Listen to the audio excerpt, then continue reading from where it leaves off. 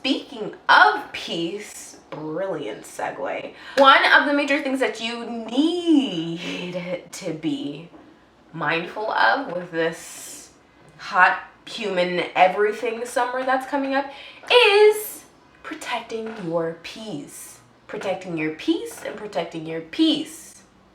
It just occurred to me that peace should really be pronounced pice, or that pie should be pea, which is a lot less appetizing. So I'm just gonna go with the peace pice thing. Okay, as you were. Hi, sorry, really quickly, I just have to take a moment to introduce myself. Yes, I'm in my shower right now because this lighting is divine. I am Brittany Edwards, and I'm so glad that you've stumbled into my corner of the internet.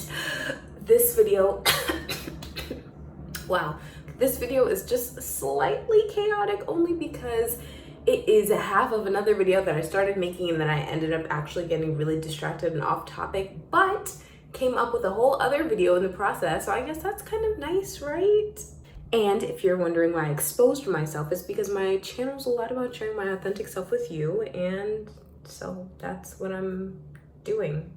Now you can real life get back to what you were listening to. Making time to protect your peace is so important because if your peace is unprotected, then you're going to be in a constant state of stress, and then that constant state of stress is going to release your cortisol, and then you're going to be anxious about everything all the time, and everything's just going to be a chaotic mess. Okay, so what we need to do is protect your peace by showing up for yourself as much as you show up for others. If you are one of those people, because I know a lot of times there are those people that kind of over serve others, or they're kind of over available to the point where they're neglecting their own needs. Why is that? Is that because you feel like your value is only in how much you can give or provide for others? Why are you not caring and showing up for yourself and making these outrageous demands to meet your own self-care, self-love needs that you're doing for other people? Like, is it because you don't think that you're deserving of it? What makes you think that the other people are deserving of it, right? So go through all those processes and really kind of self-analyze. Like, why is it that I'm not showing up for myself in the way that I show up for others? Ooh, right. So another part of that too is that in order to protect your peace, you have to know what your peace is. Like, you have to also know what disrupts your peace and to reduce, don't reuse, or recycle those things. Usually I'm all for environmentalism, but that got to go. Some ways that you can protect your peace are by, one, building routines. So if you have this schedule that you say you're going to do something at a specific time, I think that people kind of respect that scheduling, right? So if you kind of say, oh, from this time to this time, I'm unavailable for that, but I can do this at XYZ time, sure, but wonderful. Another thing that you can do if you're working from home is add into your email signature, all emails will be replied to during the hours of 9 to 5, wherever you are. That way, you can kind of get yourself out of feeling guilty or feeling like it's necessary to respond to an email at 7 p.m. when you're trying to have some ice cream and cookies and watching. I'm not even gonna act like I know pop culture. Like, that is just not my ministry. Backyardigans, SpongeBob, what do people watch nowadays? Games of Thrones? Watch whatever it is that you want to watch, and creating those routines and schedules and structures for yourself, and then also cutting out those times that you need to cut out and those activities that you need to cut out, like sending emails past your work time. Not a cute look. A lot of this kind of just roots back to mindfulness. Being mindful of what it is that you need for peace. I feel like introverts have just this kind of very misunderstood reputation that y'all know what the stereotypes of being an introvert are. But really, it's just that we derive the majority of our energy from spending time alone, versus extroverts are they're English. They are energized by spending time with people. And that's just two fundamental differences, right? So that also doesn't mean that extroverts don't want time alone or introverts only want to be alone. Like, it's all about a balance and certain times and places for things. Allowing yourself to put yourself first, really, is what it kind of all boils down to. Historically, I was a person that had a very hard time saying no to people or for things, and not just, helping, because I kind of had this superwoman mentality. I can do it all, so why can't I? Like, if you need help, yeah, I can be there for you.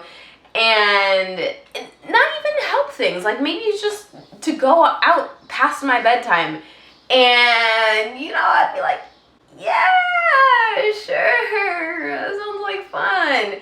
I recently, when I say recently, over the past 2 years, learned how to say no.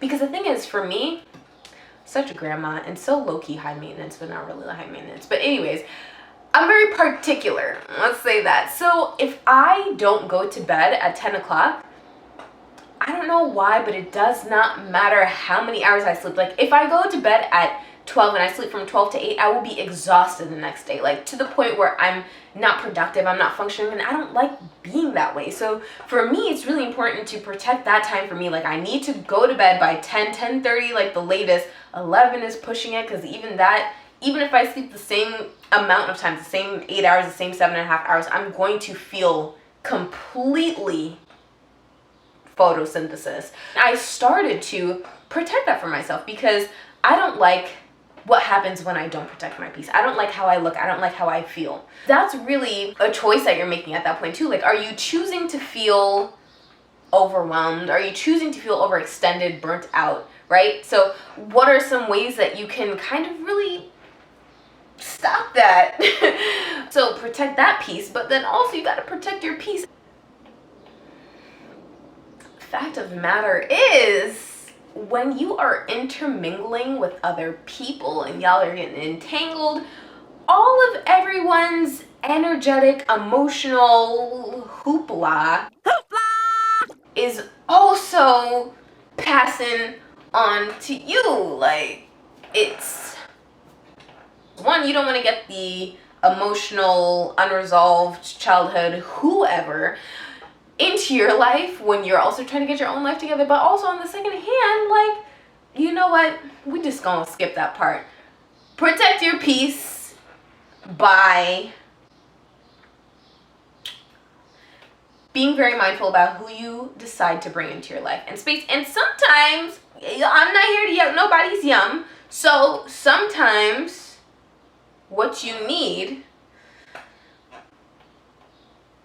involves the alphabet. But I think that it's really important that you critically analyze and think about what, and when I say critically analyze and think about, I just mean that you're mindful and you're kind of thinking about, what is the reason why I want this? Is this feeling a need, feeling a void? Am I trying to fill something that I haven't like resolved or solved or healed from?